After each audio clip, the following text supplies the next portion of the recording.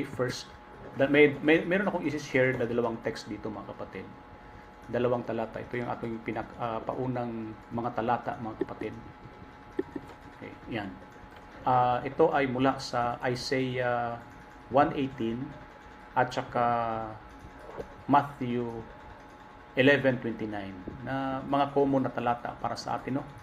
So, unang-una, Isaiah 1:18, sabi dito, "Come now and let us reason together, saith the Lord. Though your sin be as scarlet, they shall be as white as snow. Though they be red like crimson, they shall be as wool." So, Matthew 11:29 naman, sabi rito, "Take my yoke upon you and learn of me, for I am meek and lowly in heart, and you shall find rest unto your souls." Okay. So, ano bang napansin niyo sa mga talatang ito mga kapatid? Invitation to, di ba? Invitation na tayo ay makipag-reason out sa Panginoong Diyos. Usapan. Upo tayo, makipag-usap tayo sa Panginoong Diyos, and then ating evaluate yung sarili natin, kung asaan na tayo, ano ba yung mga bagay na dapat nating matutunan sa Panginoong Diyos according sa Matthew 11:29. Mayroon ba tayong dapat matutunan? Meron ba tayong dapat na alamin? Meron ba tayong dapat na baguhin habang tayo ay natututo? Okay, so yan po yung tanong, no? So dagdag na tanong pa is that, kumusta yung pakipag-reason out natin sa Panginoong Diyos? O meaning yung pakipag-converse natin sa Kanya. Unang-una dyan is, kumusta yung ating pag-aaral ng salita ng Panginoong Diyos? Nagiging daily ba ito? Ayan. Kumusta po yung worship natin? Yung worship po natin mga kapatid, day and night, pagising sa umaga, before matulog sa gabi, isang bagay po yan, malaking bagay para sa family, na matuto yung ating family, na before natin harapin yung ating mga mga pasanin sa buhay sa araw-araw, is that nakipag-reason out na muna tayo sa Panginoong Diyos, nakinig na muna tayo sa Kanya, ano ba yung mga instruction niya, magiging baon natin sa ating pagharap sa panibagong araw. Ayan. So, before matulog sa gabi, ayan, so kumusta yung pakipag-reason out natin sa Panginoong Diyos through worship, no? Kasama ang family. Kumusta yung natutunan natin? May natutunan po ba tayo? Na-improve na po ba yung ating mga buhay? Marami na ba tayong nalalaman? Marami na ba tayong kinalimutan? Ayan. Marami na ba tayong naisantabi? So ano ba yung mga bagay na dapat nating matutunan? Ano ba yung mga bagay natin na dapat nating isantabi, kalimutan? Di ba? Marami po, hanggang habang tayo'y nag-aaral sa salita ng Panginoong Diyos. Kaya ang tanong is, kumusta yung pakipag-reason out natin sa Panginoong Diyos sa pamamagitan ng family worship natin? Okay, ano pa? In what way pa tayo maaari makipag-reason out sa Panginoong Diyos?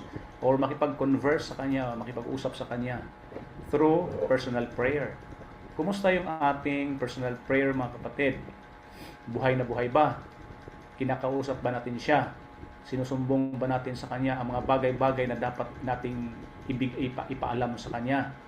Huwag ho nating isipin mga kapatid na maging presumptuous tayo na sabihin natin na naiintindihan naman ng Panginoong Diyos kung anong laman ng puso at isip ko. So bakit pa kailangan na lumuhod ako? Hindi po mga kapatid. No? Yan ay napakababang uri ng katuwiran. Kasi ang prayer is isa sa mga ni-require ng Panginoong Diyos para talagang makita tayo na tayo ay humble, no? Humble. Tandaan po natin mga kapatid, ang buong buhay ni Jesus Christ sa lupang ito ay napakaraming prayer. Yan po yung ating yan po yung mga paraan na makapag-reason out tayo sa Panginoong Diyos. Okay? So ano pa? Sa ating mga fellowship mga kapatid, no? Marami tayong matututunan diyan. Every Sabbath, marami tayong matututunan. Meron nga ba talaga? Okay? In that way, nakipag-reason out tayo sa Panginoong Diyos. Nakakapakinig tayo ng Kanyang mga salita. Na-express natin ang ating pasasalamat sa Panginoong Diyos sa pamamagitan ng testimonies and thanks ng mga program natin. Ando doon yung expression, no, sa pamamagitan niyan, at napupuri natin siya sa pamamagitan ng mga awit, diba? So ano pa mga kapatid, yung mga large gatherings na ginagawa natin. Okay? So camp meeting for example. So kumusta kaya mga kapatid kapag nagkaroon na ng October 25 hanggang sa October 30, 31 ba yun siya, yung ating camp meeting sa Mindanao? Sino po kaya makakatin mga kapatid? Sino yung mga ticket na? Andun pa yung excitement natin, no, na makarating doon? Hindi excitement mga kapatid na excitement na parang yung negative na connotation, no? Yung excitement mga kapatid ba na ma-meet natin ang Panginoong Diyos doon dahil tatanggapin natin ang latter rain. Mamimit natin ang mga kapatiran din. Makipag-reason out tayo sa Panginoong Diyos doon. Makipag-converse tayo, makakapakinig tayo ng mga banal na salita doon sa camp meeting. Okay? So, andun ba yung desire ng puso natin? Kumusta yung puso natin mga kapatid? Nakatuon ba doon?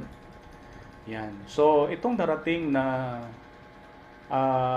proposal nila na international camp meeting through ganito din, online pala. Online international camp meeting mga kapatid. Medyo magiging inconvenient ito para sa bawat individual kasi mayroong magsasacrifice ng oras. Maaring gabi sa isang bansa and then umaga naman sa isang bansa. So magkakaroon ng sacrifice although hindi pa na-fix. Ha? Oo. So handa ba tayo na let's say sa atin mag-fall yung gabi na oras? Handa ba tayo magsakripisyo mga kapatid? Although sa salita ng Panginoong Diyos hindi ito matatawag na sacrifice. No? Pangalawang punto is bihira man lang to, di ba? So yan. Ano-ano pang mga activity na atin pong mga programa na ginagawa natin sa iglesia? Okay? Nandoon ba tayo? Kumusta yung puso natin at isip natin? Doon ba nakatuon? So, kumusta yung pakipag-reason out natin sa Panginoong Diyos sa mga bagay na yan? No, yan po yung tanong. Sinabi ko, evaluate natin po yung sarili natin. Nasaan na ba ako? No? Gaano na kalayo ang distance ko sa Panginoong Diyos? Ayan. So, learn of me. Dito naman tayo, Matthew 11:29. Learn of me. Kumusta yung mga natutunan natin sa Panginoong Diyos? Marami na ba tayong natutunan? Ayan. So, natuto na ba tayong maging courteous? Natuto na ba tayong umibig? Okay?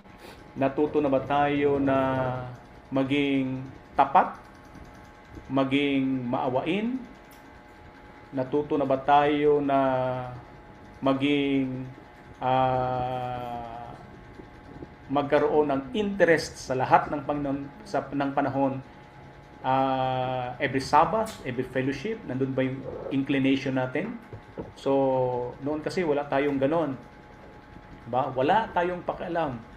When it comes to religious activity, religious matter, wala tayong pakialam noon. Pero thank God, tayo ay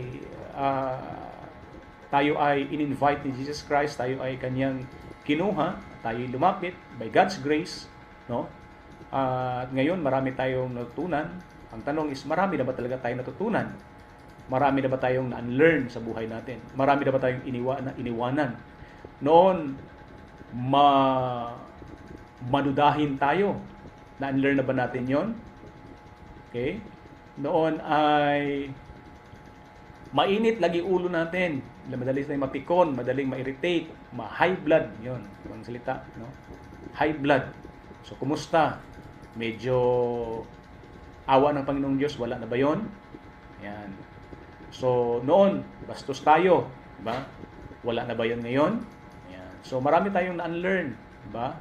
Marami na ba tayong na-unlearn? No? Ito yung mga sa mga practical na buhay natin mga kapatid. Noon, kapag nakakita tayo ng maliit na basura sa ano natin, sa let's say simbahan, no? May nakita tayong nahulog na basura at walang dumampot, dinadampot ba natin? Noon hindi tayo naghuhugas ng plato, naghuhugas na pa tayo ng plato ngayon. Yan. So noon hindi tayo nagsasabi ng good evening, good night, I love you, thank you, please. Nasasabi na ba natin ngayon, mga kapatid? So meron na ba tayong na-learn? Noon wala tayong hilig mag-aral ng Biblia. Okay? Naging mahilig na ba tayo mag-aral ng Biblia? Yung tanong, mga kapatid. Or nag-retrograde tayo, mga kapatid. Or nag-retreat, umatras tayo. Kumusta yung ating mga kapatid? Ating buhay?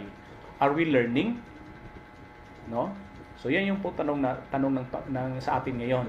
Kaya ang si Jesus Christ, mga kapatid, yung invitation niya is, take my yoke upon you and learn of me. No? Gusto niyang tayo'y matuto sa Kanya. Kasi mga kapatid, for example, yung pag-ibig na yan, yung pag-ibig natin na nasa atin, is selfish na pag-ibig yan, mga kapatid. Yung pagtulong natin sa kapwa natin, that is selfish. As maliban na lang, mga kapatid, kung yan ay na-consecrate natin sa Panginoong Diyos. No? Matutunan natin yung tunay talaga na pag-ibig. No? Pag-ibig na hindi selfish. So, yan yung ang tunay na pag-ibig ay nasa Panginoong Diyos. Ang tunay na awa ay nasa Panginoong Diyos. Ang tunay na pagiging matulungin ay nasa Kanya. Tignan natin, pag-aralan natin, ano bang klaseng pag-ibig yan? Ano bang klaseng pagkamaawain yan? Ano bang klaseng, paano ba yan siya? Kasi iba yung atin Iba yung damdamin natin, mga kapatid So, dapat nating matutunan yan. No? So, kaya, learn of me, sabi ni Jesus Christ. Okay? So, next tayo, mga kapatid. Bakit, sa tanong na, bakit kailangan talaga nating matutunan yung pag-ibig na kay Kristo? Bakit dapat nating matutunan yung pagiging maawain na kay Kristo? Bakit natin dapat pag-aralan o matutunan yung pagiging mapagbigay na kay Jesus Christ? Pagiging matulungin na kay Jesus Christ. No? Lahat ng mga gandang virtue, mga kapatid, nanggaling kay Jesus Christ yan. Ang tao mayroong damdamin, mayroong tinatawag niya rin yan na pag-ibig sa kapwa niya. Pero that is selfishness. Mayroong selfish yan. Mayroong selfishness. Pero yung tunay na pag-ibig na kay Jesus Christ, mga kapatid, yan yung genuine. Yung pagiging maawain niya is genuine yan siya. Pagiging matulungin ng ating Panginoong Hesus is genuine. Paano ba yan? Paano ako tutulong na hindi ako nag-aabang o nag-iintay ng kapalit? So, naisip ba natin yan, mga kapatid? Paano ako iibig sa kapwa ko na kapantay sa pag-ibig ko sa sarili ko? Paano ba yan siya? So, si Jesus Christ, sabi niya, learn of me. So, katulad na nabanggit ko, mga kapatid, kaganina, sa tagal na natin sa pananampalatayang ito, kumusta kaya yung ating mga natutunan? Marami na ba tayong natutunan kay Jesus Christ? Marami na ba tayong iniwanan? Marami na bang improvement sa buhay natin? So, yan po, no? Yan yung tanong sa atin ngayon.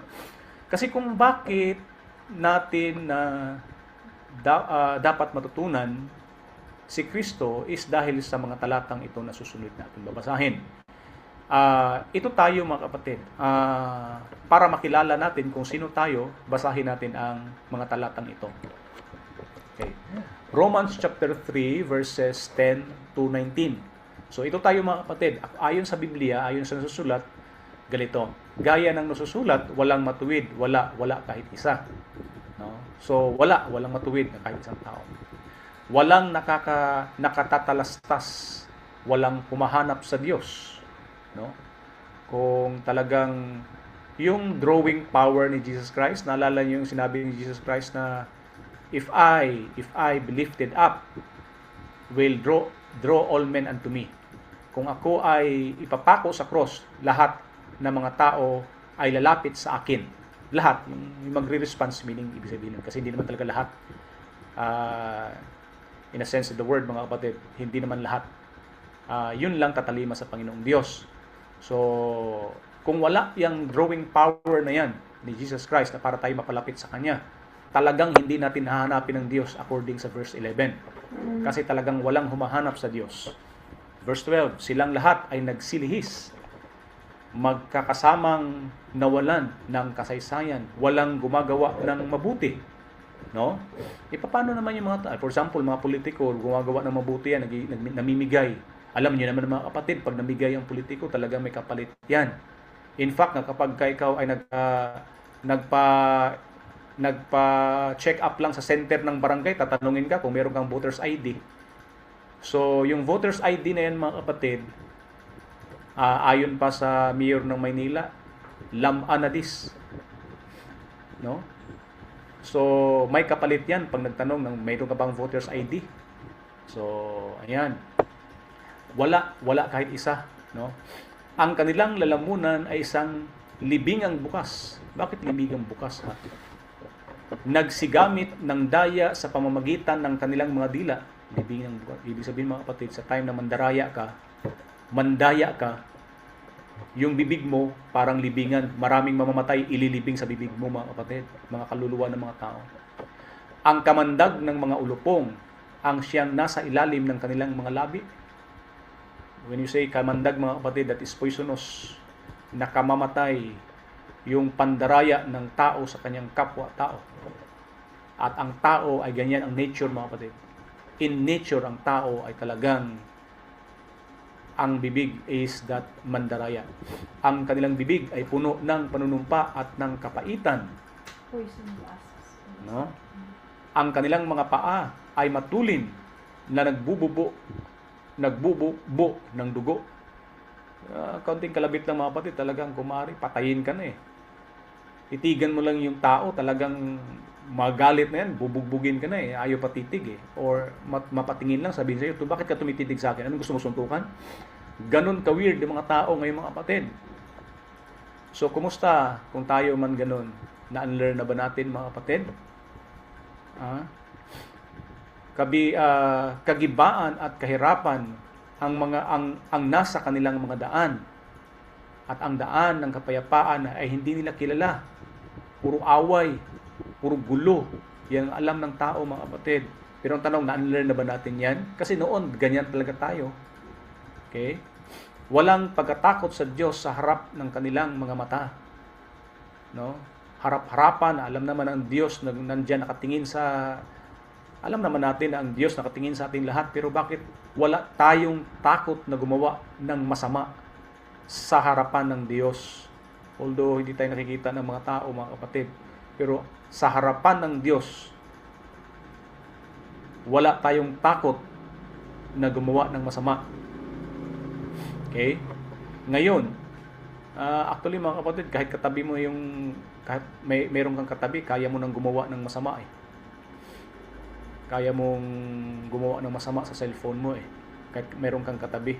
Pero iniisip natin na hindi naman tayo nakikita ng katabi natin kasi meron din siyang cellphone. Busy din siya sa gamit ng cellphone niya. Pero ang Diyos, alam natin, conscious tayo mga Christians, mga kapatid. Conscious tayo, alam natin yan na siya ay nakatingin sa atin pero wala tayong takot. Diba? Ang tanong, na-unlearn na ba natin yan mga kapatid? Natuto na ba tayo ngayon na matakot sa Diyos sa tagal natin sa pananampalatayang ito? Habang tayo ba'y nag-learn na? Naka-learn na ba tayo? Okay? Sa ating reason out sa Panginoon, marami na ba tayong natutunan? Marami na ba tayong na-unlearn? Yan. So, 19. Ngayon ay nalalaman natin na ang anumang sinasabi ng kautusan yaon ay sinasabi sa ilalim ng kautusan upang matikom ang bawat bibig at ang buong sanglibutan ay mapasailalim ng hatol ng Diyos.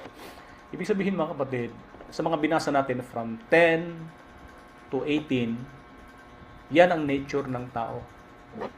wala tayong dapat may pagmamayabang. Halimbawa, yung kapatid natin, kasama natin sa bahay, o ano pa, nakagawa ng kasalanan, mga kapatid. Ang trabaho natin, ipaalam lang sa kanya yung kanyang ginawang kasalanan. Pero hindi natin siya dapat maliitin. Dahil siya ay nakagawa ng kasalanan, tapos mamaliitin na natin. Parang titirisin natin niya siya. Kung maaari, itatrample natin siya. Wala tayong pagmamayabang sa sarili natin, mga kapatid. Kaya nga, dapat nating tignan ang kautusan ng Panginoong Diyos para maintindihan at malaman natin kung tayo may makasalanan o hindi, na yung ginagawa ng kapwa natin ay nagagawa din ba natin. At kapag nakita natin yung mga ginagawa ng mga kapwa natin, mga kapatid, na kasalanan, huwag kang magmayabang at isipin mo na ikaw hindi nakagawa ng ganun. No. Kung hindi mo man nagawa sa pagkakataon na yan, yung ginawa ng kapatid natin na kasalanan, so dapat ay maging lesson sa atin yung kanyang ginawa. At the more na ating bantayan yung ating sarili, na hindi tayo makagawa nun. Pero ang pinakamahalaga, mga kapatid, is huwag tayong magbayabang. Yan po. Dahil ang nature natin, ang nature ng kapwa natin ay nature din natin. Meaning, ang likas, character ng kapwa natin is the same character din natin. Pare-pareho tayong tao na makasalanan. Pare-pareho tayong nagsisikap. Pare-pareho tayong nakikipag-aralan kay Jesucristo. Dapat tayo ay mag-learn sa Kanya. So, habang nag-learn tayo, mga kapatid, inaalalayan natin yung kapwa natin na maka-learn din siya. Dahil tayo din ay aalalayan niya. No? Kaya meron tayong mutual obligation sa kapwa natin, mga kapatid. No? Dahil pare-pareho tayong makasalanan. Okay. So next, pangalawang talata, mga kapatid. Mark 7:21 hanggang sa 23. Sapagkat mula sa loob, mula sa puso ng mga tao, lumalabas ang masasamang pag-iisip. So anong meron sa tao, mga kapatid, mula sa isip at puso? Mga masasamang pag-iisip. Masyadong masama yung isip natin, mga kapatid. Madudahin, madalas tayong magduda sa kapwa natin, madalas tayong makapag-isip ng masama sa kapwa natin. Diba? Ganyan tayo, tao. Huwag mo sabihin na hindi ka ganyan. Ganyan tayo. Aminin natin, mga kapatid. Ang tanong is, na-unlearn na ba natin yan? Okay? Naka-learn na ba tayo na dapat huwag tayong maging ganyan? Sa tagal natin sa pananampalataya sa Panginoong Diyos, sa tagal natin na nakikipag talastasan sa Panginoong Diyos, yung reason out, pakikipagtalastasan. Naka-learn na ba tayo, mga kapatid? Okay? Ang mga pakikiapid, ayan, ang mga pagnanakaw, kumusta tayo? Gano'n tayo ka-faithful sa tithe and offering natin, mga kapatid? Okay? Tandaan natin, ha, hindi lang tithe yung obligation natin. Ha? So, meron ding offering. So, hindi na ba tayo nagnanakaw? Yan, ang tanong. Ang mga pagpatay sa kapwa-tao, ang mga pangangalunya, yan. Pagpatay, mga kapatid, mabilis tayong magalit sa kapwa natin. Sa galit pa lang, alam naman natin, alam na natin yan mula sa salita ng Panginoong Diyos. Ang taong galit sa kapwa-tao, meaning pinapatay niya na yung kanyang kapwa-tao. So, gusto mo pa bang magalit sa kapwa-tao mo? Sino pa rito may kagalit? Okay, ang tanong, mga kapatid, sa lahat ng mga kapatiran sa gabing ito na nakikinig dito sa online, sino dito ang may kagalit? No? Bawat isa, may kagalit ka pa ba? Yan ang tanong. Kasi, kung may kagalit ka, ang kasalanan mo is thou shalt not kill. Kahit gaano ka ka-faithful, mag-Sabbath, every Sabbath, worship, family worship, faithful, mag-pray, pero meron kang kagalit. Yung bang, kumbaga, tinataniman mo pa ng kawayan kung tumubo ito. Pag tumubo, galit. Hindi mawawala yung galit mo. No? So, you're killing. Yung kasalanan mo, mga kapatid. So, ano pa? Pangangalunya, ang mga kasikiman, ang mga kasamaan, ang pagdaraya, ang kalibugan ng matang masama.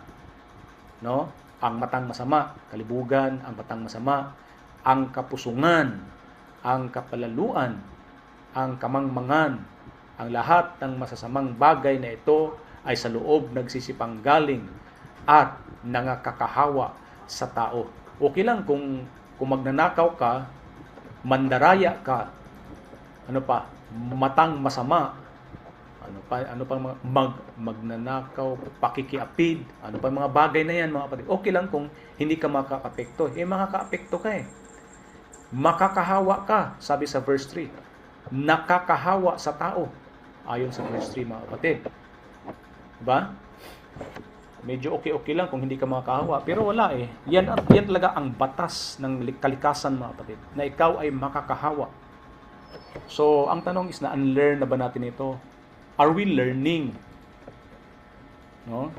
So, yan yung tanong sa atin. Okay.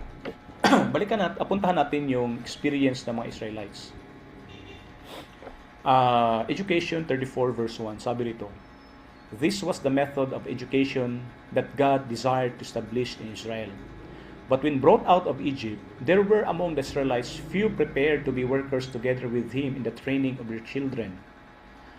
Alam niyo naman mga kapatid na napakahabang panahon na tumira or naging bondage or slave ang bansang Israel sa Egypt, na kung saan talagang halos nakalimutan na nila yung prinsipyo ng tunay na pagsamba at paglilingkod sa Panginoong Diyos. Paano pa nila matitrain yung mga anak nila niyan? So pinalabas sila ng Panginoong Diyos mula sa Ehipto. At nung sila palabas mga kapatid, hindi pa rin sila totally prepared kasi ano bang ititrain nila sa mga anak nila na wala pa naman silang alam kasi sila na mismo ay na-unlearn na rin yung mga bagay na makalangit. Sabi rito, the parents themselves needed instruction and discipline. Yun nga, paano nila matitrain, ma-educate yung kanilang mga anak? Sila mismo kailangan pa na bigyan ng instruction at madisiplina paglabas nila sa Egypt. Isipin mo yan. Ang gusto ng Panginoong Diyos, kaya pinalabas ang bansang Israel mula sa Ehipto is that i-train nila yung mga anak nila at ma-educate yung mga anak nila sa tunay na prinsipyo. Pero paano nila ma-educate nga? Sila mismo kailangan, sila mismo na mga magulang, kailangan din nilang bigyan ng instruction at disiplina. Bakit? Victims of lifelong slavery nga. Matagal sila sa Egypt, na-unlearn na nila yung mga bagay na ngayon. They were ignorant. Naging ignorante na sila. Untrained. Degraded. Pag sinabing degraded mga kapatid, pabulusok. When it comes to moral, bumulusok yung kanilang character mga kapatid. No? They had little knowledge of God and little faith in Him. Hindi na nila kilala ang Diyos. Wala na silang pananampalataya. May kaunting pananampalataya na lang. No? Hindi na masyadong kilala ang Diyos. May kaunting pananampalataya na lang. Ano pa? They were confused by false teaching and corrupted by their long contact with heathenism. Wala na. Lito na sila. No? Sa mga aral na natanggap nila doon sa narinig nila sa Egypt. And then, corrupt na rin sila dahil sa kanilang pakipaghalubilo sa mga heathen, doon sa mga Egyptians, mga kapatid. Affected. Kaya mga kapatid, tayo, mawala tayo sa iglesia. Let's say, madisiplina tayo sa iglesia, mapalayo tayo. Huwag mong isipin, mga kapatid, na pag tinanong, kumusta ka? Eto, ganun pa rin. Naalala ko pa naman yung mga aral natin noon. Huwag kang magmayabang niyan. Dahil sa tagal mo na natili sa sanlibutan or sa pag-contact mo sa sanlibutan, andun na yung contact mo kasi wala ka ng fellowship eh. Disfellowship ka na eh. Yung contact mo sa sanlibutan, mga kapatid, yung pakipaghalubilo mo sa taga-sanlibutan, huwag mong isipin na okay ka pa rin, na kapag tinanong ka, kumusta ka na? Okay pa rin. Huwag. Merong spell yan. Narinig nyo na ba yun? Or nabasa nyo na ba yung quotation tungkol sa spell? Tungkol sa spell, mga kapatid, narinig nyo na or nabasa nyo yung quotation na yan? Si Satan, mga kapatid, nag-iiwan siya ng spell sa isip ng tao. No? Kaya kapag ang contact natin is sanlibutan, or let's say, matagal tayong nagbakasyon sa pananampalatayang ito, huwag mong isipin na okay ka lang. May spell yan. Kaya nga, di ba, merong isang tao, balikan lang natin ng konti, no? Huwag natin pangalan. Merong isang tao na pag sa tagal-tagal niya sa sanlibutan, mga kapatid, lahat ng bisyo kinuha niya, pati drugs is talagang pinasok niya na. No? Na sabi pa ng mga expert, mga kapatid, na kapag nagsyabu ka, talagang yung utak mo mag-shrink. Abay, pagbalik dito, gusto na agad mangaral, gusto na agad magturo. Ito nga itong quotation na to, sabi rito, lifelong victims of lifelong in slavery. They were ignorant, untrained, degraded. Ito yung point, mga kapatid, degraded. Yan yun. Bababa yung moral, bubulusok yung moral, yung karakter ng tao. Yan yun. Kaya, grabing advice namin sa kanya noon, observe ka na muna. Kasi marami ka pang maraming bago. Marami ka pang hindi na naririnig or hindi na observe. Kaya talaga, gusto talaga magturo na talaga. Gusto na talagang mag-lead. Wala tayong magagawa. Pero by God's grace, natanggal na rin naman. Kasi tagal-tagal sa sanlibutan, pagkatapos pagbalik dito, gusto agad mangaral. They had little knowledge of God and little faith in Him. Yan ang result, mga kapatid. So, sabi rito, they were confused by false teaching and corrupted by their long contact.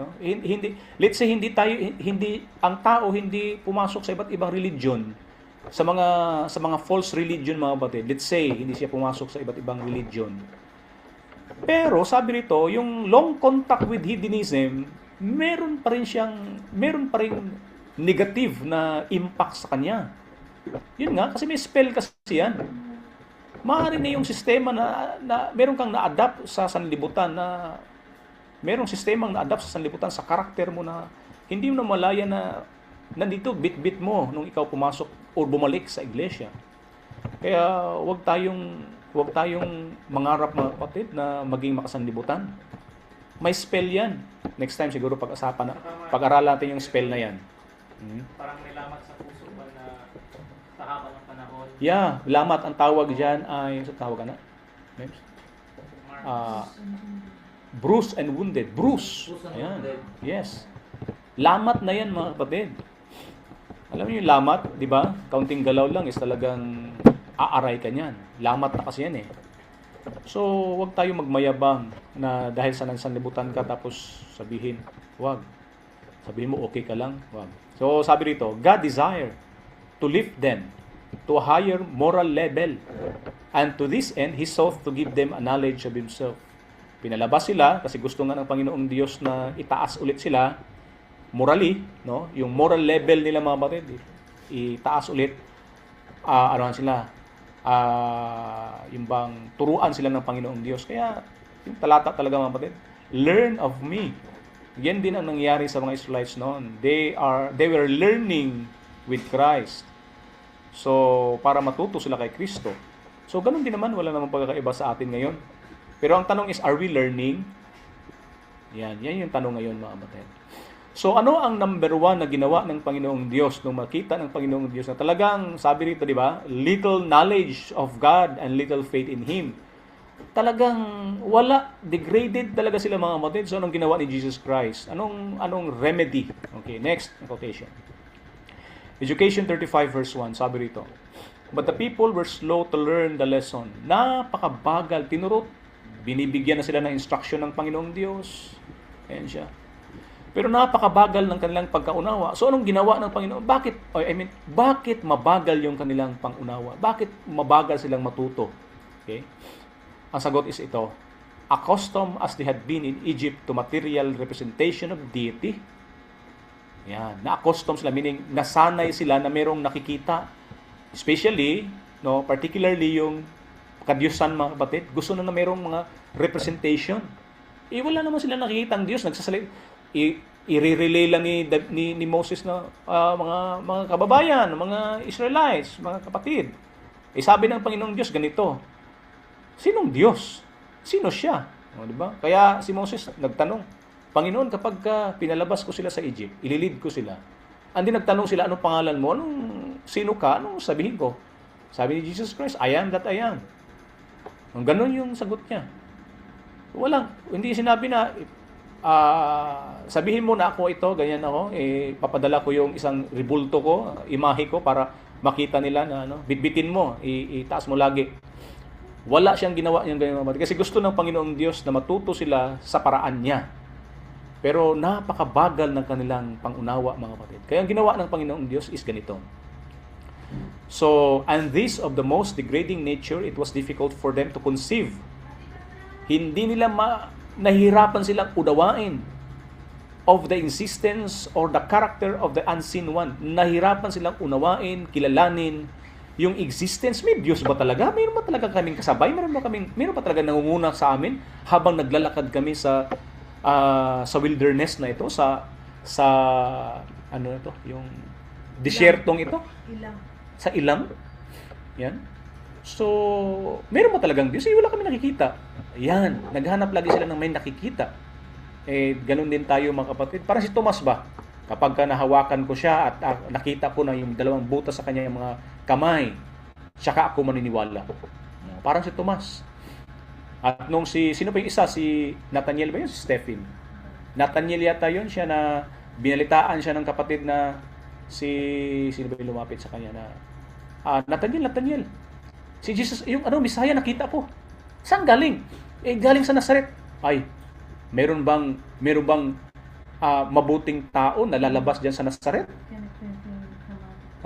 Meron bang mabuting tao, mabait na tao lalabas diyan sa Nazaret? Nag-prejudice agad, di ba? Nag-negative agad. Yan kasi ang tao, gusto talaga makita. Yan din ang nangyayari sa Israel. Tayo, mga kapatid, maaaring ganun na rin tayo. Di ba?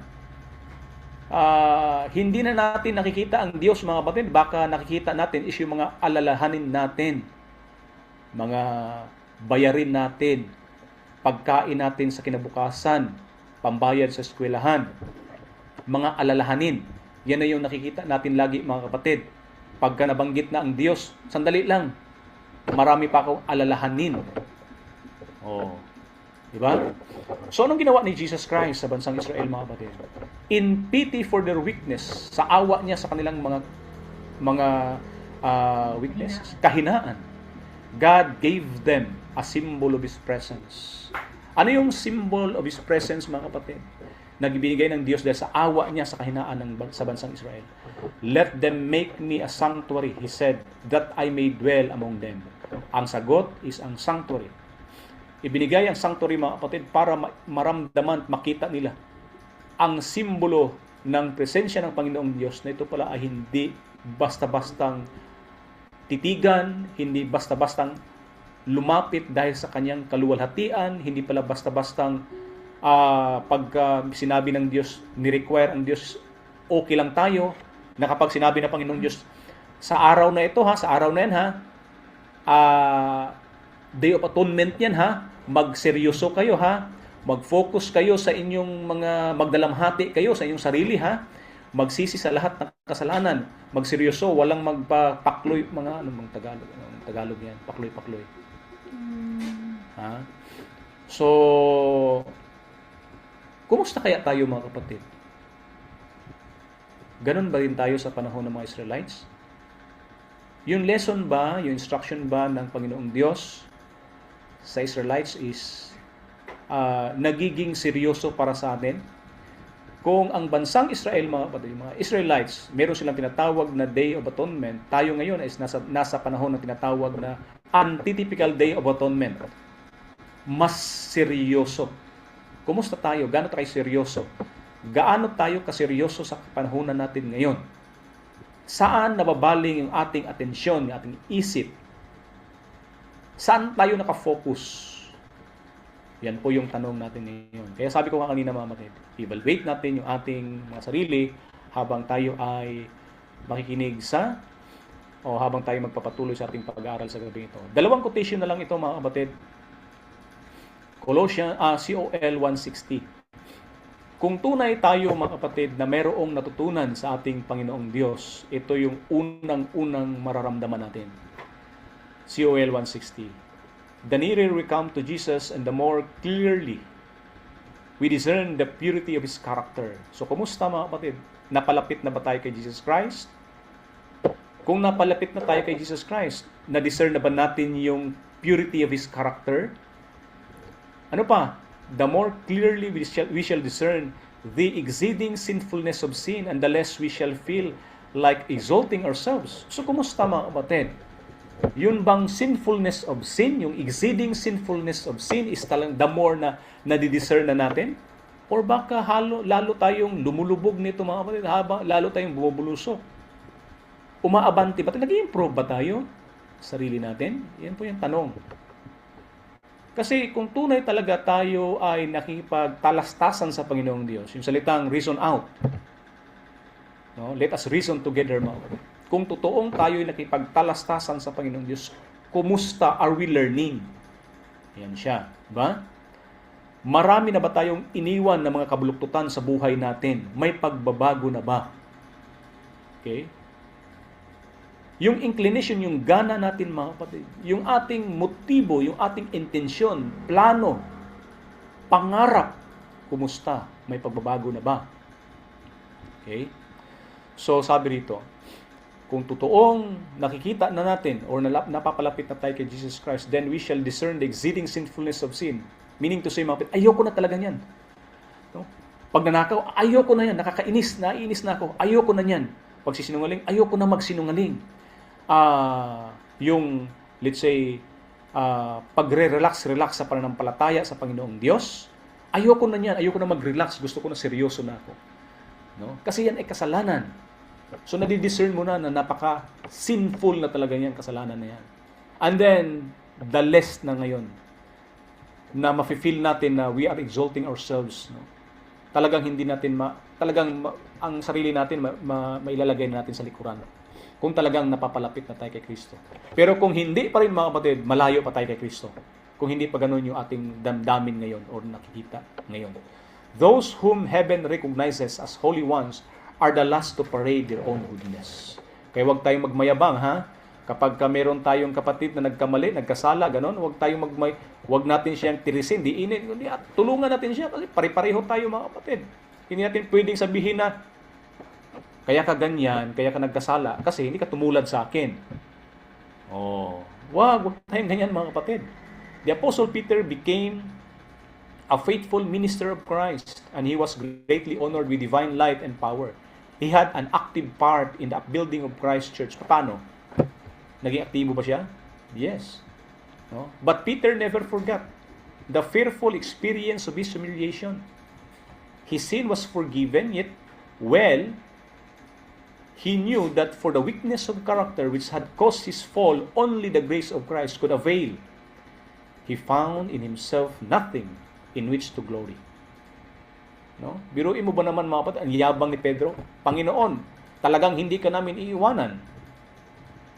Sabi ni Jesus Christ, Pedro, pilit kang kinukuha ni Satanas. Lumayas ka sa akin, harapan ko Satanas. Nakita ni Jesus Christ, si Satanas kay Pedro. Lumayas ka Satanas, sinabihan siya ni Pedro. And then, nung hinuli na si Jesus Christ, siya pa yung kumuha ng tabak, mga kapatid, at tinabak niya yung sundalo, naputol tuloy yung na-slice tuloy yung natagpas tuloy yung tenga ng sundalo, mga kapatid. Binalik ni Jesus Christ. Kasi masyadong mapusok to si Pedro. Ang yabang niya. And then, nung pinahirapan na si Jesus Christ, tinanong siya, kasama ka ba? Disipulo ka ba? Parang disipulo ka eh. Hindi. Number 1 pa siyang nag-deny. Ayan. Hindi niya nakalimutan yung kalukuhan na ginawa niya, mga kapatid. Kaya nung si Peter is nagbalik sa Panginoong Diyos, talagang matindi yung pagsisisi niya. Hindi niya makalimutan yun. Kasi ganun talaga tayong tao, mga kapatid. Mayayabang tayo eh. Diba? Mayabang tayo. Pero tandaan natin, mga kapatid, si Jesus Christ nandyan, handang tumulong sa atin. At hindi ho tayo makakaalpas sa kahinaan na ito kung wala ang biyaya ni Jesus Christ. Kaya, learn of Him. Learn of me, sabi ni Jesus Christ. Come and let us reason together. So, si Pedro, mga kapatid, nakita niya sarili niya, talagang wala siyang may pagmamayabang, sabi ni quotation. And then, last na quotation, Steps to Christ. Steps to Christ 64, column 2, sabi rito. The closer you come to Jesus, the more faulty you will appear in His own eyes. In your own eyes. For your vision will be clearer and your imperfections will be seen in broad and distinct contrast to His perfect nature. This is evidence that Satan's delusions have lost their power, that the vivifying influence of the Spirit of God is arousing you. Yan. So, kapag nakita natin yung sarili natin, mga kapatid, na talagang napakasama talaga natin, no? Yung talagang klarong-klaro na talaga, na kita mo talaga, wala talaga tayong mapagmamayabang talaga. No? Ibig sabihin yan, mga kapatid, napapalapit na tayo kay Jesus Christ. At yung vision natin, yung discernment natin, nagiging mas malinaw. At nakikita natin yung ating kasalanan talaga. At of course, talagang yung broad and distinct contrast ng nature ni Jesus Christ, yung perfection ni Jesus Christ, talagang madidiscern na natin. The more tayong talagang aabot sa kayong, yung bang magre-request na iabot tayo ng kamay, ng makapangyarihan niyang kamay. Talagang the more na makipag-wrestle tayo sa ating Panginoong Hesus, na lumapit siya sa atin, na tayo mapalapit sa Kanya. Andun talaga yung pagsisikap, mga kapatid, kasi napapalayo, nakita natin, lalo tayong lumalayo. No? Ibig lang sabihin yan, mga kapatid, lalo tayong napapalapit. Meaning to say, lalo tayong nagiging masama sa ating paningin, mga kapatid. Ibig sabihin, napapalapit tayo. Kasi, yung ating pagsisikap na maabot yung kanyang mga kamay, no, sa tulong ng kanyang biyaya, mga kapatid, is talagang nandiyan.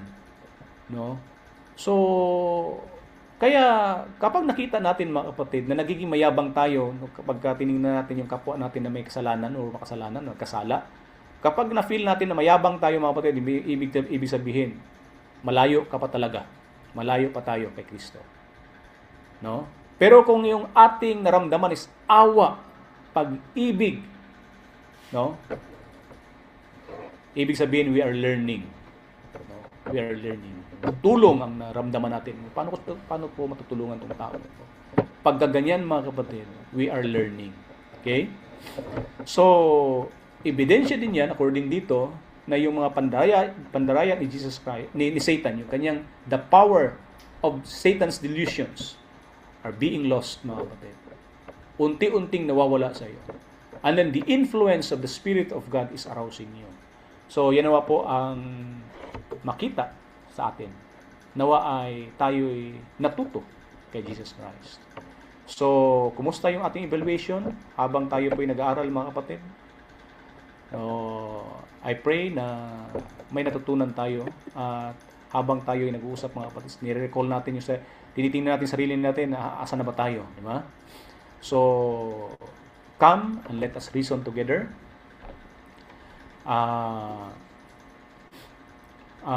Learn of me, sabi pa ni Jesus Christ. Okay? So, God bless sa lahat, mga kapatid, at happy Sabbath.